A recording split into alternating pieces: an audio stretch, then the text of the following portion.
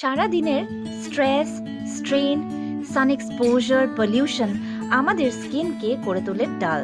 কিন্তু আমার হাতে ধরে থাকা এই সাদা ফুলগুলোর মতো রেডিয়েন্ট অ্যান্ড ফ্রেশ আমার স্কিনকে কি দিনের শেষে করে তোলা সম্ভব? অফকোর্স সম্ভব, কারণ আমি ইউজ করছি অ্যাবাভ 40 সানস্ক্রিন উইথ SPF 50। এতে অ্যান্টি এজিং এর কাজ আর রেডিয়েন্স এর কাজ এত সুন্দরভাবে হবে না কেন? কারণ এর মধ্যে আছে as a composition Indian Ayurveda আর কোরিয়ান বিউটি সিক্রেন্সের পাঞ্চ।